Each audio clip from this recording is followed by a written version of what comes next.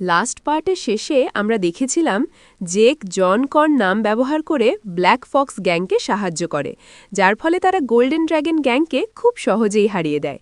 জেকের black Fox গ্যাংকে সাহায্য করার দুইটা কারণ ছিল। প্রথমত, ব্ল্যাক ফক্স গ্যাং মানুষের ভালোর কথা ভাবে, এবং দ্বিতীয়ত, তাদের সাহায্যে জেক সেই মাস্ক ম্যানকে খুঁজছিল যে তার বন্ধু এবং তার পরিবারকে মেরে ফেলেছিল। কিন্তু জেকের সেই অসুখটাও ধীরে ধীরে বাড়ছিল, তাই জেকের খুব তাড়াতাড়ি সেই স্পিরিচুয়াল পিলটাও দরকার ছিল। এখন এরপর গল্পের শুরুতে আমরা ব্ল্যাক ফক্স গ্যাংকে দেখি, যারা পার্টি করছে, কারণ এখন তাদের গ্যাং নাম্বার 1 গ্যাং হয়ে গেছে। তখনই একজন লোক দাঁড়িয়ে গ্যাং লিডারের প্রশংসা করতে শুরু করে যে এটা শুধু তার কারণেই সম্ভব হয়েছে। কিন্তু গ্যাং লিডার বলে সে একা কিছুই করেনি, যদি সবাই তার সাথে না থাকতো তাহলে সে একা কিছুই করতে পারত না। এটা শুনে সবাই বলতে থাকে যে তাদের লিডার কতটা নম্র মানুষ। কিন্তু ঠিক তখনই একজন লোক তাদের বেসের গেট ভেঙে ভেতরে ঢুকে পড়ে। এটা দেখে সবাই খুব রেগে যায় এবং একজন তাকে মারতে যায় এবং জিজ্ঞেস করে সে কে। কিন্তু সেই লোক কোনো উত্তর দেয় না এবং সে শুধু একটাই আক্রমণে ওই লোকটাকে আহত করে দূরে ছুঁড়ে ফেলে দেয়। এখন তারা বুঝতে পারে সে তিয়ানওয়ান এবং সে খুবই শক্তিশালী কাল্টিভেটর। তারপর পুরো গ্যাং একসাথে তিয়ানওয়ানের ওপর আক্রমণ করে, কিন্তু সবাই মিলেও তার কিছুই করতে পারে না, কারণ সে প্রত্যেককে শুধু এক আঘাতেই হারিয়ে দিচ্ছিল। এরপর তাদের লিডারও তিয়ানওয়ানের ওপর আক্রমণ করে, কিন্তু সেও তার সামনে কিছুই না, এবং তিয়ানওয়ান লিডারের উপর দাঁড়িয়ে বলতে থাকে যে সে খুবই দুর্বল, সে কিভাবে কোনো গ্যাংয়ের লিডার হয়ে গেল। তারপর তিয়ানওয়ান বলে যে সে এখানে জন কর্নের সাথে লড়াই করতে এসেছে, তাদের কারো সাথে তার কোনো সম্পর্ক নেই, তাই তারা যেন তাড়াতাড়ি তাকে এখানে ডাকে। কিন্তু লিডার বলে জন কর্ন নিজের ইচ্ছায় এখানে আসে, তারা তাকে ডাকতে পারে না। এখন তিয়ানওয়ান বলে যদি জন কর্ন এখানে না আসে তাহলে সে শুধু তাদের গ্যাংকেই শেষ করবে না, বরং সেখানে থাকা সব মানুষকেও মেরে ফেলবে। এটা শুনে একজন লোক দাঁড়িয়ে বলে সে জন কর্নকে তাড়াতাড়ি মেসেজ পাঠাচ্ছে, তাকে এমন কিছু করার দরকার নেই। এখন আমরা জেককে দেখি, যে ভাবছিল তার কাছে তো একদমই কোনো টাকা নেই। যে কয়েনগুলো তার বোন তাকে দিয়েছিল সেগুলো সে দরকারি জিনিস কিনতে খরচ করে ফেলেছে। এখন জেক পড়তে শুরু করে যে কিভাবে নিজের শরীরের কাল্টিভেশন বাড়ানো যায়। তখনই সে জং সুর দেওয়া সেই বক্সটা খুলে, যেখানে একটা মাউসের কথা বলা ছিল যা ট্রেজার খুঁজে বের করতে সাহায্য করে, এবং সেই মাউসটা সে মাউন্টেনে পাবে। এটা দেখে জেক খুব খুশি হয়ে যায়, এর ফলে তার টাকার সব সমস্যাই শেষ হয়ে যাবে। ঠিক তখনই জেক সেই মেসেজটা পায়, যেখানে গ্যাংয়ের একজন লোকটাকে বলে যে তাদের তার খুব দরকার, সে যেন তাড়াতাড়ি আসে। অন্যদিকে তিয়ানওয়ান তাদের সবাইকে চাকরের মতো কাজ করাচ্ছিল এবং সবাইকে অর্ডার দিচ্ছিল, কিন্তু এখন অনেক সময় হয়ে গেছে এবং এখনও পর্যন্ত জন কর্ন আসেনি। তাই সে রেগে যায় এবং জিজ্ঞেস করে জন কর্ন আদেও আসবে কিনা। তখন একজন লোক বলে যত তাড়াতাড়ি জন কর্ন মেসেজটা পাবে সে অবশ্যই এখানে আসবে। কিন্তু এখন তিয়ানওয়ান খুব রেগে গিয়েছিল, তাই সে তাদের সবাইকে মারতে শুরু করে এবং লিডারের ওপর খুবই ভয়ঙ্কর একটা আক্রমণ করতে যাচ্ছিল। কিন্তু ঠিক তখনই সেখানে জন কর্ন এসে যায়, যে আসলে আমাদের জেকই, শুধু সে একটা মাস্ক পরেছিল, এবং সে তিয়ানওয়ানের আক্রমণটা থামিয়ে দেয় এবং তাকে দূরে ছুঁড়ে ফেলে দেয়। এখন লিডার জেককে বলে যে সে তিয়ানওয়ান এবং সে খুবই শক্তিশালী, তাই জেককে তার থেকে সাবধানে থাকতে হবে। এখন জেক তিয়ানওয়ানকে জিজ্ঞেস করে যে সে তো খুব ভালো একটা পরিবার থেকে এসেছে, তাহলে সে কেন এমন একটা গ্যাংয়ের উপর আক্রমণ করল। তিয়ানওয়ান বলে সে তার জেনারেশনের সবচেয়ে শক্তিশালী হতে চায়, তাই যখনই সে জন কর্নের প্রশংসা শুনেছে তখনই তাকে চ্যালেঞ্জ করতে চলে এসেছে। এখন তারা দুজন লড়াই শুরু করে এবং তিয়ানওয়ান তার অস্ত্র দিয়ে জেকের ওপর আক্রমণ করার চেষ্টা করছিল, কিন্তু জেক তার প্রতিটা আক্রমণ এড়িয়ে যাচ্ছিল। তখন জেক তার হাতে এনার্জি জমা করে এবং সেটা দিয়ে তিয়ানওয়ানের অস্ত্রের ওপর আক্রমণ করে, যার ফলে খুব বড় একটা বিস্ফোরণ হয় এবং দুজনেই দূরে ছিটকে যায়। কিন্তু তিয়ানওয়ান কোনো দেরি না করে আবার জেকের ওপর আক্রমণ করে, কিন্তু জেক তার প্রতিটা আক্রমণ এড়িয়ে যাচ্ছিল এবং সে তিয়ানওয়ানের অস্ত্রটা ধরেও ফেলে। কিন্তু তিয়ানওয়ান এখানেই থামে না এবং সে বারবার জেকের ওপর আক্রমণ করতে থাকে, কিন্তু জেক প্রতিবারই তার অস্ত্র ধরে তাকে দূরে ছুঁড়ে ফেলছিল। তখন তিয়ানওয়ান জেকের দিকে তার অস্ত্র ছুঁড়ে মারে, কিন্তু জেক সেটাও থামিয়ে দেয় এবং তিয়ানওয়ানের অস্ত্রটা দূরে গিয়ে পড়ে। জেকের জন্য এটা ছিল সবচেয়ে ভালো সুযোগ, তাই সে তিয়ানওয়ানের ওপর ঘুষির বৃষ্টি শুরু করে দেয়, যার ফলে তিয়ানওয়ান খুবই আহত হয়ে যায়। কিন্তু তিয়ানওয়ান তাড়াতাড়ি তার অস্ত্রের কাছে পৌঁছায় এবং আপাতত চলে যাওয়ার কথা বলে। জেক তাকে জিজ্ঞেস করে সে কি ভয় পেয়ে লড়াই ছেড়ে পালিয়ে যাচ্ছে। তখন তিয়ানওয়ান উত্তর দেয় যে সে বুঝে গেছে জন কর্নের শরীর খুবই শক্তিশালী এবং এখনও সে এতটা শক্তিশালী নয় যে তাকে হারাতে পারবে, তাই আপাতত সে চলে যাচ্ছে।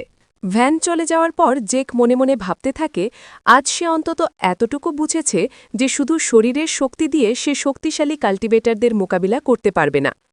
আজ তো শুধু তিয়ান ভ্যান তার সাথে লড়তে এসেছিল, কিন্তু ভবিষ্যতে কে কে তার সাথে লড়াই করতে আসবে তা সে জানে না, তাই এখন তাকে অন্য দিকগুলোও শক্তিশালী করার দিকে মন দিতে হবে। দৃশ্য পরিবর্তন হয় এবং আমরা জং শুকে দেখি যে ফ্যামিলির হেডের সাথে বসেছিল। সে তাকে জিজ্ঞেস করে তার বিয়ের তারিখ কি ঠিক হয়েছে। হেড বলেন বিয়ে খুবই গুরুত্বপূর্ণ বিষয়, কিন্তু জং শু তার বাবাকে হারিয়েছে, তাই তিনি মনে করেন বিয়েটা কিছুদিনের জন্য পিছিয়ে দেওয়াই ভালো। এরপর হেড বলেন আসলে এখনও বিয়ের তারিখ ঠিক হয়নি, তবে জং শু যতদিন চাইবে ততদিন এখানে থাকতে পারে, আর যদি তার কোনো অসুবিধা হয় তাহলে সে তাকে বলতে পারে। কিন্তু জং শু বলে তার কোনো সমস্যা নেই এবং সে হেডের বেশি সময় নষ্ট করতে চায় না, তাই সে সেখান থেকে চলে যায়। ঠিক তখনই হেডের ছেলে উইং সেখানে আসে এবং তার বাবাকে জিজ্ঞেস করে তিনি কি সত্যিই সেই মেয়ের সাথে তার বিয়ে দিতে চান। হেড তখন বলেন ওই মেয়ের কাছে তার বাবার একটি ট্রেজার আছে এবং তাদের পরিবারে সেই ট্রেজারের খুব প্রয়োজন।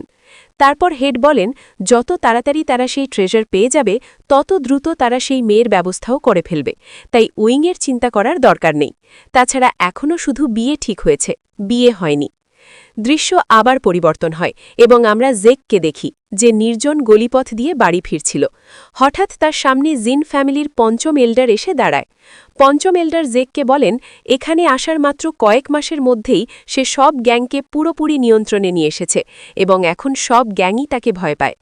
জেক তখন সামনে এগিয়ে যেতে থাকে এবং বলে তিনি কি বিষয়ে কথা বলছেন সে বুঝতে পারছে না। তখন পঞ্চম এল্ডার বলেন সে তার থেকে বড় একজন মাস্টারকে দেখেও তাকে ঠিকভাবে সম্মান জানায়নি, তাকে কি এভাবেই শিক্ষা দেওয়া হয়েছে। এ কথা শুনে জেক বলে হয়তো তিনি তাকে অন্য কারো সাথে ভুল করছেন। তখন পঞ্চম এল্ডার জেকের খুব কাছে এসে বলেন তিনি জানেন এই মাস্কের পেছনে জেকই আছে এবং সে এখন নিজের বাড়িতে যাচ্ছে। এটা শুনে জেক বুঝে যায় যে পঞ্চম এল্ডারের কাছ থেকে কিছুই লুকানো সম্ভব নয়, তাই সে মাস্ক খুলে তাকে সম্মান জানিয়ে ক্ষমা চায়। পঞ্চম এল্ডার তাকে চিন্তা না করতে বলেন, কারণ তিনি তার এই পরিচয় সম্পর্কে কাউকে কিছু বলেননি। এরপর পঞ্চম এল্ডার বলেন এত কম সময়ে সব গ্যাংকে ঠিক পথে আনা সত্যি প্রশংসনীয় কাজ, কিন্তু জেক বলে সে এসব শুধু টাকা উপার্জনের জন্য করেছে।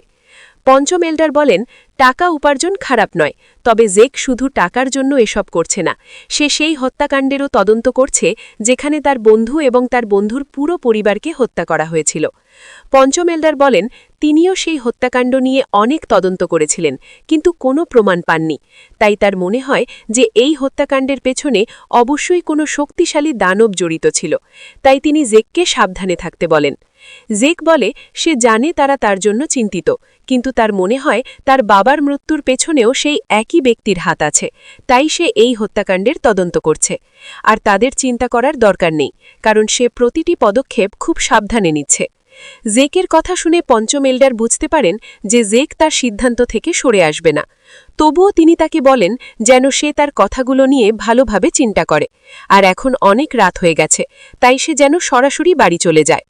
ঠিক তখনই দেখা যায় কিছু লোক দূর থেকে জেককে নজর রাখছিল এবং তাকে অনুসরণ করছিল। পরের দিন আমরা আবার পঞ্চম এল্ডারকে দেখি, তিনি তার ছেলে জিন চিনকে কাল্টিভেশন করাচ্ছিলেন। জিন চিন খুব যন্ত্রণায় ছিল, কারণ সে বডি কাল্টিভেশন থেকে ব্রেক থ্রু করার চেষ্টা করছিল। এত কষ্ট হওয়ার পরও পঞ্চম এল্ডার তাকে কষ্ট সহ্য করতে বলেন, কারণ এখন যদি সে ব্যর্থ হয় তাহলে বড় ধরনের ব্যাকলাশ হবে। জিন চিন হাল ছাড়ে না এবং অবশেষে সে ব্রেক থ্রু করতে সফল হয়, কিন্তু তবুও পঞ্চম এল্ডার তার অগ্রগতিতে খুব সন্তুষ্ট ছিলেন না, তাই তিনি তাকে বকাঝকা করতে শুরু করেন। ঠিক তখনই একজন শিষ্য এসে জানায় যে মাস্টার এবং ইয়াং মাস্টার দেখা করতে এসেছেন। পঞ্চম এল্ডার তখন জিন চিনকে আবার ট্রেনিং চালিয়ে যেতে বলেন। অনেক বকা খাওয়ার পর জিন চিন সেখান থেকে চলে যায়, কিন্তু তাকে খুব রাগান্বিত দেখাচ্ছিল। এরপর আমরা দেখি জিন চিনের সাথে দেখা করতে আসা ব্যক্তি ছিল উইং। জিন চিনের খারাপ মেজাজ দেখে উইং তাকে জিজ্ঞেস করে কি হয়েছে। জিন চিন বলে আজকাল তার বাবা তাকে সব সময় জেকের সাথে তুলনা করেন এবং বলেন সে জেকের থেকে অনেক দুর্বল। যদি সে দ্রুত উন্নতি না করে তাহলে খুব শীঘ্রই জেক তাকে ছাড়িয়ে যাবে। কথা শুনে উইং বলে সেও জেক সম্পর্কে অনেক কিছু শুনেছে, কিন্তু জেক তো বাইরের একজন ছেলে যে অকারণে তাদের বাড়িতে বাস করছে। এরপর উইং জিন চিনের কাছে এসে বলে যদি সে চায় তাহলে সে জেকের সাথে মোকাবিলা করতে তাকে সাহায্য করতে পারে।